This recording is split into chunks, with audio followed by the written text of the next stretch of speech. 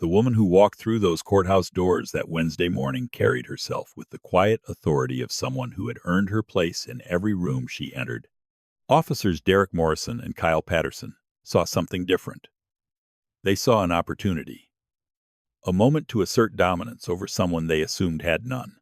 With badges that felt more like shields against consequence than symbols of service, they cornered her, dragged her into a windowless room, handcuffed her wrists, and in an act of cruelty so casual it revealed the rot beneath their uniforms, they shaved her head while she sat helpless, strands of her hair falling like evidence around her feet.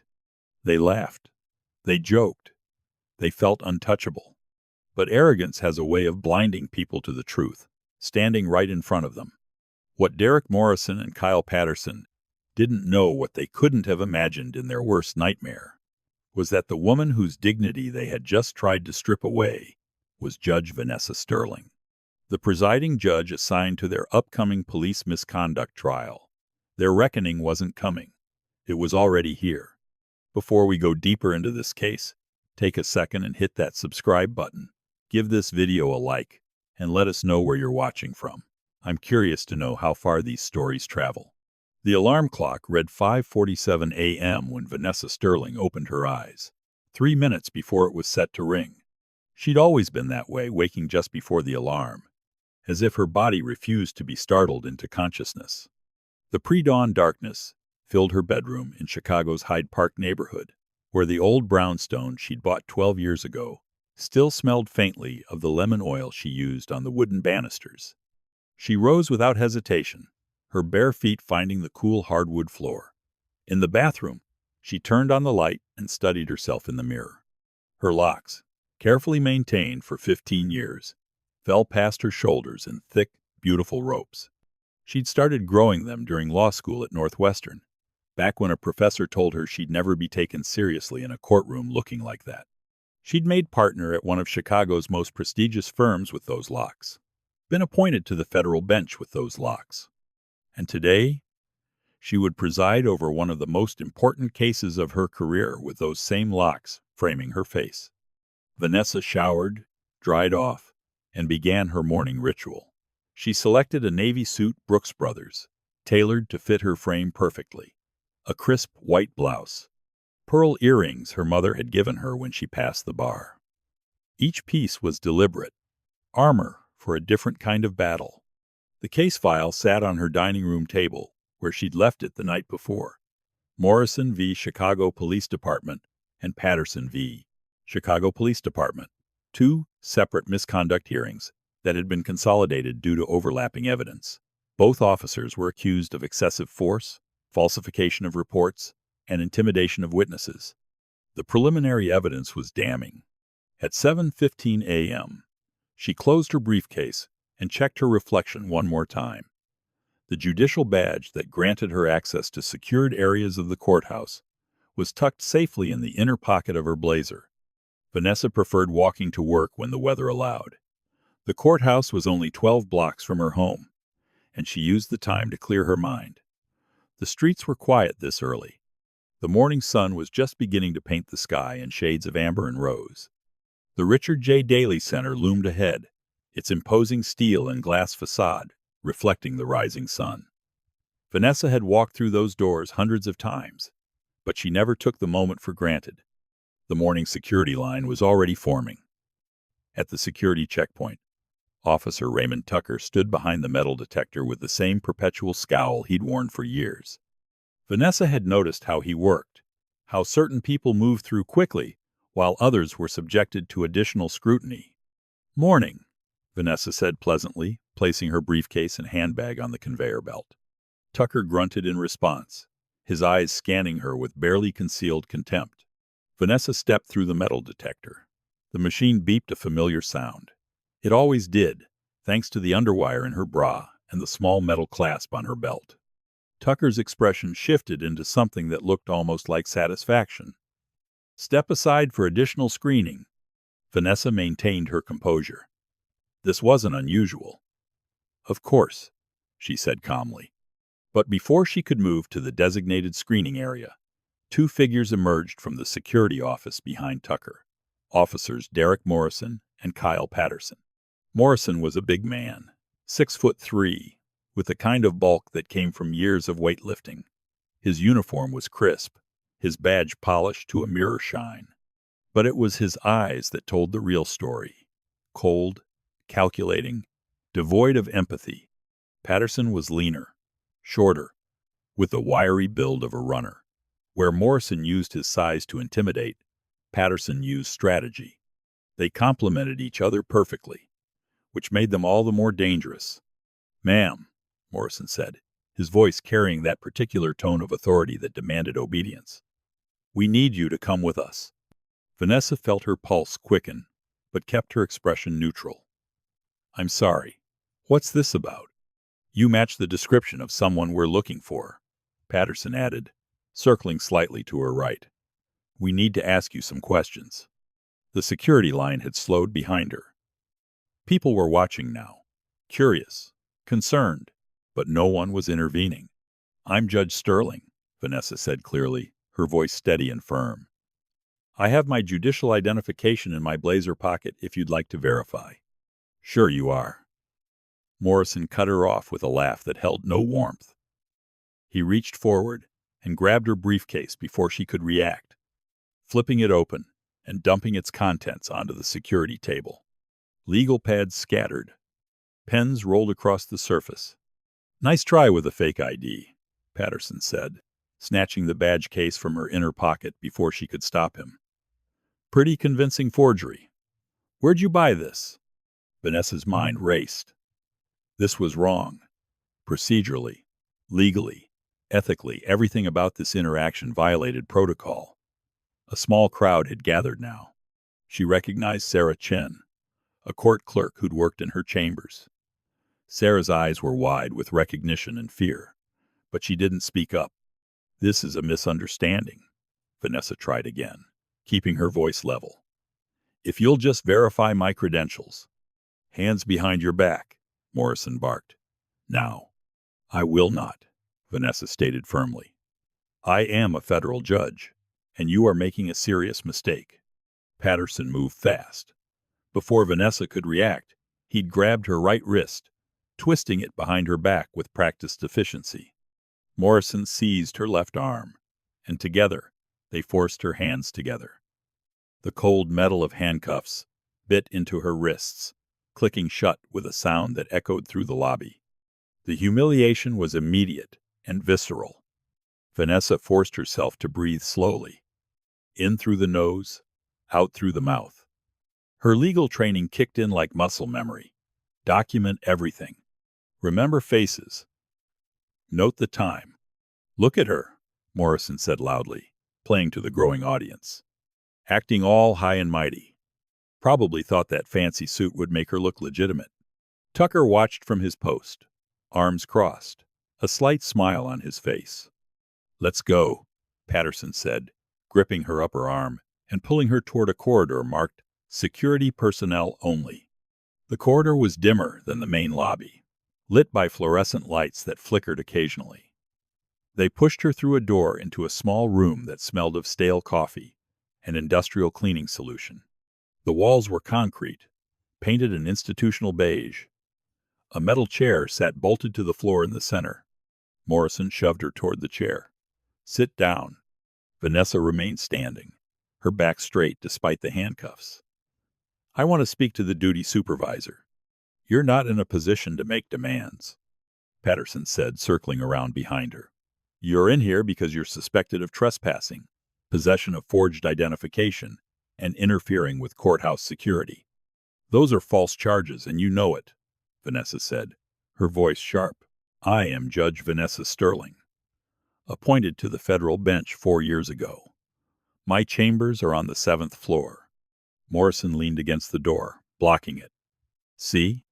Here's the thing. We've been dealing with people like you for years. Protesters, agitators." Patterson's hands clamped down on Vanessa's shoulders, forcing her into the chair. "You're going to sit here until we're satisfied. You are who you claim to be." Morrison walked to a small cabinet in the corner. When he turned back around, he was holding something that made Vanessa's blood run cold. Electric clippers. You know, Morrison said, flexing the cord. We've been looking for a reason to meet you, Judge Sterling.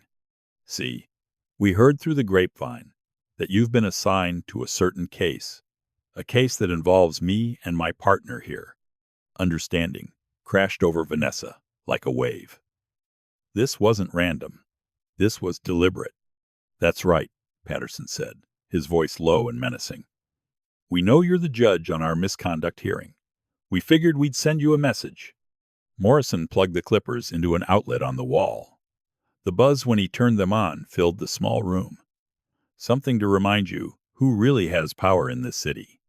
Before we continue, take a second and share your thoughts so far on this story below. I read every single one. The first pass of the clippers across Vanessa's scalp felt like a violation that went deeper than physical. Morrison worked with cruel efficiency, starting at her temple and dragging the clippers straight back.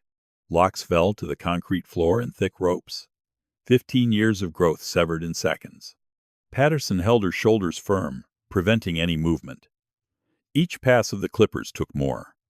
The right side of her head, the back, the left. Morrison worked methodically, almost casually. Look at all that hair, Morrison said, his voice carrying a note of satisfaction. Expensive salon work, I bet. Vanessa kept her eyes fixed on a point on the far wall.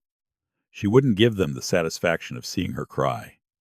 But inside, rage was building like a pressure system. You're awfully quiet now, Patterson observed. Where's all that judicial authority? The clippers continued their work. More locks fell, creating a growing pile on the floor. Vanessa could see them in her peripheral vision, her hair, her identity, her cultural heritage lying discarded on dirty concrete. Tomorrow morning, you're going to have to walk into that courthouse looking like this, Morrison said. Everyone's going to see you, and you won't be able to tell them the truth, because who would believe that officers would do this to a federal judge? When Morrison finally turned off the clippers, Vanessa's head felt lighter, colder, exposed. She could feel air on her scalp, where there had been the weight and warmth of her locks. Patterson released his grip. Stand up. Vanessa stood slowly, her legs shaky but functional. She raised her chin, meeting Morrison's eyes with a gaze that held no fear. Only cold, calculating fury. You can take off the handcuffs now, she said quietly. Morrison smirked. We still haven't verified your identity. You're going to stay in here a while longer. They left her there, still handcuffed, still in that cold metal chair, surrounded by her own hair. The door clicked shut, the lock turned, and Vanessa was alone. This was meant to break her, to humiliate her so thoroughly that she would recuse herself from their case, or rule in their favor, or simply disappear into traumatized silence. But they'd made a critical miscalculation. Real power, the kind that couldn't be cut away with clippers, came from integrity, from purpose, from an unwavering commitment to justice. Eventually, she heard voices outside the door. Raised voices. Angry voices. The door burst open. Marcus Webb, her judicial clerk, stood in the doorway, with 3 courthouse security supervisors behind him. His eyes widened when he saw her. Oh, my God, he breathed. Your Honor. What? Get these handcuffs off me, Vanessa said, her voice steady. Now. One of the supervisors rushed forward with keys. The metal released with a click, and Vanessa brought her arms forward, rubbing her wrists where red marks showed. Marcus was already on his phone. I need the chief of courthouse security here immediately.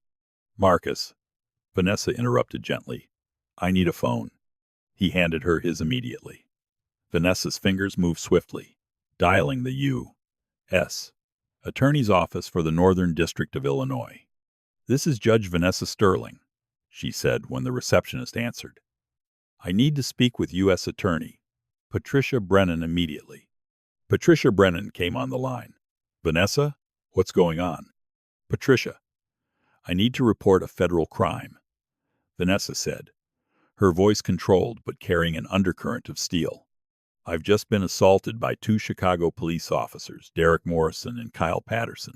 The same officers whose misconduct cases I'm assigned to hear. They handcuffed me, held me against my will, and shaved my head as an act of intimidation and witness tampering. The silence lasted 3 heartbeats. Then, I'm sending FBI agents to your location right now. Don't move. I'm on my way. Within 30 minutes, the basement corridor had transformed into a federal crime scene. FBI agents in Navy windbreakers photographed the room from every angle. Evidence technicians carefully collected Vanessa's shorn locks. A forensic photographer documented the marks on Vanessa's wrists. Vanessa sat in a conference room, wrapped in a blanket someone had brought. Patricia Brennan sat across from her, a legal pad covered in notes, a recording device on the table between them. "Take me through it one more time," Patricia said gently. Vanessa recounted everything. The security checkpoint, Tucker's direction, Morrison and Patterson's sudden appearance, the escalation, the handcuffs, the room, the clippers. Patricia's expression grew darker with each detail. Special Agent Linda Reeves entered, tablet in hand. "Judge Sterling, we've secured the surveillance footage. You need to see this." The tablet screen showed multiple camera angles of the courthouse lobby. Vanessa watched herself walk through the doors at 7:51 a.m. Watched the metal detector beep. Watched Morrison and Patterson emerge with purposefulness. Morrison and Patterson entered the security office at 7:43 a.m. Agent Reeves said, 8 minutes before you arrived. They were waiting." Patricia leaned forward. "How did they know what time she'd arrive?" "We're pulling their phone records now," Agent Reeves replied. "Someone tipped them off." By noon, Derek Morrison and Kyle Patterson were in FBI custody. They'd been arrested at their respective homes, their badges and weapons confiscated. Raymond Tucker was arrested at the courthouse, led out in handcuffs past the same security checkpoint where he'd enabled the morning's assault. The press conference at the U.S. Attorney's Office was packed. Patricia Brennan stood at the podium, flanked by FBI Special Agent in Charge Michael Torres and Vanessa herself. Vanessa had chosen not to cover her head. She stood there in the same Navy suit, her shorn scalp visible to every camera. The decision had been deliberate. Let them see what had been done to her. Patricia's voice was measured but carried the weight of righteous fury. This morning, Judge Vanessa Sterling was assaulted by 2 Chicago police officers inside the Richard J. Daley Center. Officers Derek Morrison and Kyle Patterson, who are scheduled to face Judge Sterling in upcoming misconduct hearings, handcuffed her, detained her in a locked room, and forcibly shaved her head in an act of witness intimidation and obstruction of justice. The room erupted. Reporters shouted questions. Cameras flashed. Morrison, Patterson, and Courthouse Security Officer Raymond Tucker are in federal custody. They face multiple felony charges. Let me be absolutely clear. This assault on a sitting federal judge is an assault on the entire justice system. Vanessa stepped to the microphone. The room quieted immediately. "What happened to me this morning was designed to intimidate me, to compromise my ability to preside fairly over police misconduct cases. But I want to be equally clear. I will not be intimidated. I will not recuse myself. And I will not allow this assault to undermine my commitment to ensuring that justice is served fairly and impartially for all parties." She looked directly into the cameras. "To anyone watching who has ever been afraid to report police misconduct, who has ever felt powerless, I want you to know that I see you. I hear you. And what happened to me today only strengthens my resolve to ensure that no one is above accountability." Before we go deeper, I would love to hear your point of view. What part hit you the hardest about Vanessa's story so far? Share your thoughts in the comments. That evening, as Vanessa finally returned home, she stood in her bathroom, looking at her reflection. Her locks were gone. The smooth curves of her skull were visible, marked with uneven patches. It looked exactly like what it was, an act of violence. But as she stood there, something else emerged, alongside the grief. Determination, purpose, clarity about the work that needed to be done. She picked up her phone and dialed Marcus. "I need you to do something for me tomorrow. Contact every person who's filed a complaint against Morrison, Patterson, or any officer in their unit for the past 10 years. Tell them that if they want their stories heard, I'm listening." "That could be hundreds of people," Marcus said quietly. "I know. Get started first thing." Over the next week, Vanessa's chambers became a gathering place for stories that had been silenced for too long. A young black man stopped 14 times in 3 months. A Latina woman strip-searched in public after a traffic violation. A teenager beaten so badly he'd spent 2 weeks in the hospital. The pattern was clear and damning. Morrison and Patterson hadn't just been bad apples. They'd been operating within a system that enabled, protected, and even rewarded their misconduct. But now, with a federal investigation backing them up, people who'd been too afraid to speak were finding their voices. The preliminary hearing was scheduled for 2 weeks after the assault. The courtroom was packed beyond capacity. Federal Judge Thomas Chen, a colleague Vanessa had known for years, had been assigned. Vanessa sat in the front row of the gallery, her presence a silent testimony. The evidence was overwhelming. Surveillance footage showed the entire sequence. Audio recordings captured Morrison and Patterson's explicit statements. Digital forensics recovered text messages coordinating their plan. Tucker's personnel file revealed a decade-long pattern of enabling discriminatory practices. Judge Chen's ruling was swift. All 3 defendants would remain in federal custody pending trial. Bail was denied. The FBI investigation uncovered a network of corruption stretching beyond 3 officers. Internal affairs investigators who'd buried complaints. Supervising officers who'd enabled the misconduct. City officials who'd blocked reform efforts. 2 weeks after the preliminary hearing, Chicago's police superintendent resigned. The Internal Affairs Division was disbanded and replaced with a civilian-led oversight board. The trial began in late November. Federal prosecutors brought forth a case so meticulously documented that it felt inevitable. Witness after witness testified under federal protection. Expert witnesses explained patterns of systemic abuse. FBI agents walked the jury through years of coordinated misconduct. Perhaps the most powerful testimony came from Vanessa herself. She took the stand on the trial's 8th day, wearing the same Navy suit. She recounted every detail in a calm, clear voice. The defense attorney's cross-examination tried to suggest she'd blown a simple security screening out of proportion. "Isn't it true you could have avoided all of this by cooperating?" Vanessa looked him directly in the eye. "Counselor, I was subjected to assault, battery, false imprisonment, and witness tampering by 2 officers who explicitly told me they were doing it because I was assigned to hear their cases. No amount of rhetorical gymnastics will transform that into standard procedures." The courtroom was absolutely silent. The jury deliberated for 4 hours. When they returned, their faces told the story before the foreman spoke. Solemn, certain, resolved. In the case of the United States versus Derek Morrison, on the count of assault on a federal official, how do you find? Guilty.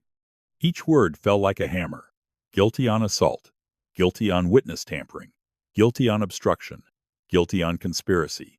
Guilty on civil rights violations. Patterson received the same verdicts. Tucker, the same. Morrison finally broke as the marshals approached. "This is bullshit. We were doing our jobs." He pointed at Vanessa. "You think you won? There are 1,000 more officers just like us." The marshals dragged him away, his voice echoing through the courtroom. The sentencing hearing took place in January. Judge Chen reviewed sentencing reports that ran to dozens of pages, documenting years of complaints and devastation. Several victims provided impact statements. Marcus Thompson described being stopped 14 times. Jennifer Cruz talked about bruises that healed but fear that didn't. Terrence Williams, just 19, described being beaten outside his high school. Then Vanessa stood to speak. She'd prepared remarks, but set them aside and spoke from her heart. Your Honor, what happened to me was a violation of my person and my rights. But it was also an attack on the independence of the judiciary, an attempt to compromise justice itself. They didn't just assault me, they assaulted the very foundations of our legal system. Her hand moved to her smooth scalp. They tried to break me, but what they actually did was expose a system of corruption that had operated in the shadows for too long. In trying to silence one voice, they amplified hundreds. She looked at Morrison, Patterson, and Tucker. I don't forgive you. You had every opportunity to choose differently. You chose otherwise. And now you face the consequences. Turning back to Judge Chen, I ask this court to impose a sentence that reflects the severity of these crimes, for deterrence, so victims know the system can deliver justice. So, we reaffirm that no one is above the law. Judge Chen took 20 minutes before speaking. His voice carried judicial authority tempered with moral clarity. You took an oath to protect and serve. Instead, you used your positions to intimidate and corrupt.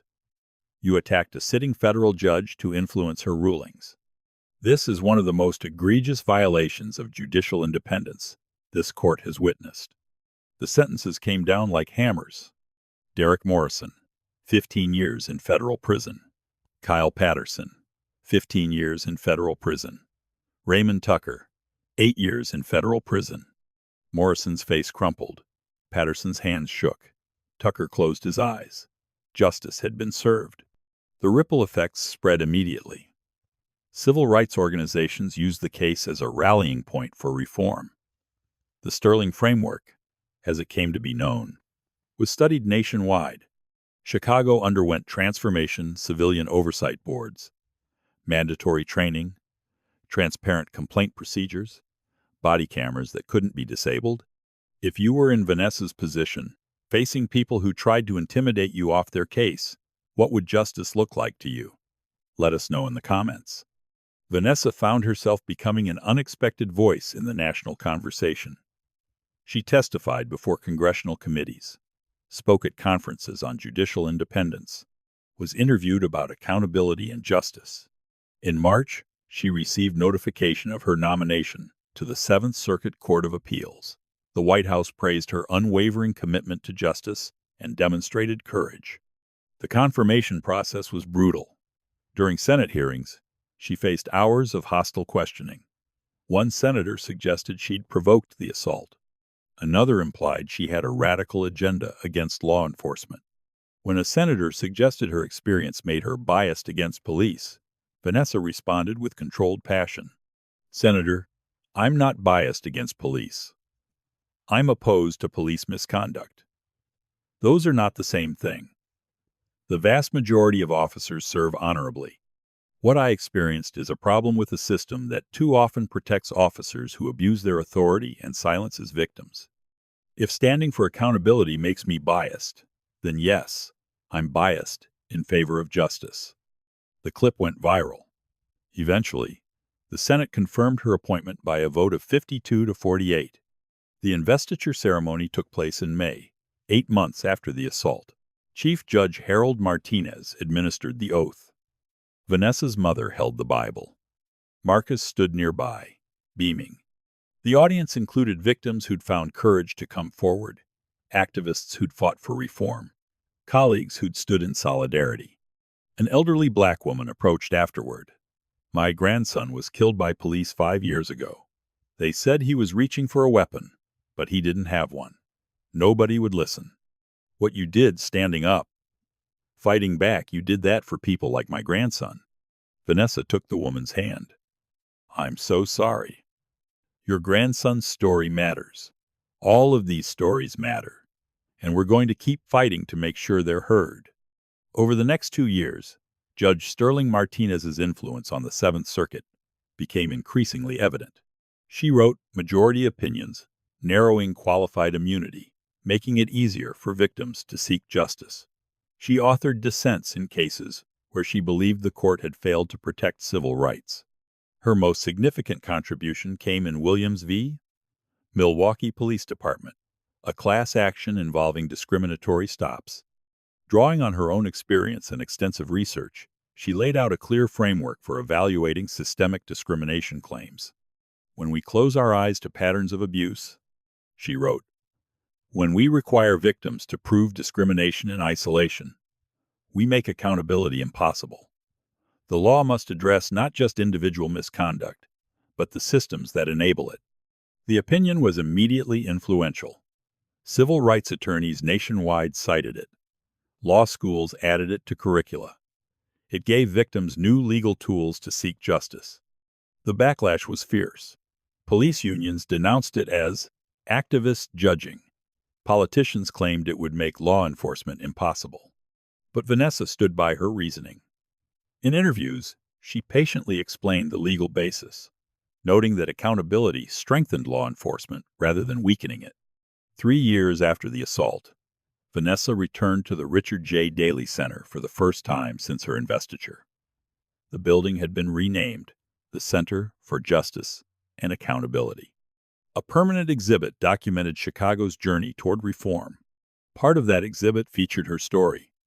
Her judicial robe from that October morning was displayed, along with photographs and the timeline of events. But the timeline didn't end with incarceration. It continued forward, documenting reforms, policy changes, oversight boards, the dramatic decrease in excessive force complaints. A young woman approached. I'm Lauren Williams. I'm clerking for Judge Anderson. I wanted to thank you. I'm from Chicago. I grew up watching my brothers get harassed. I almost didn't go to law school because I thought the system was broken beyond repair. But what you did changed what I thought was possible. I'm here because of you. Vanessa felt tears prick her eyes. Thank you for telling me that. And thank you for choosing to be part of the solution. That evening, in her journal, Vanessa wrote, 3 years ago, 2 officers tried to break me. They shaved my head and attempted to intimidate me into silence. They believed their badges made them untouchable.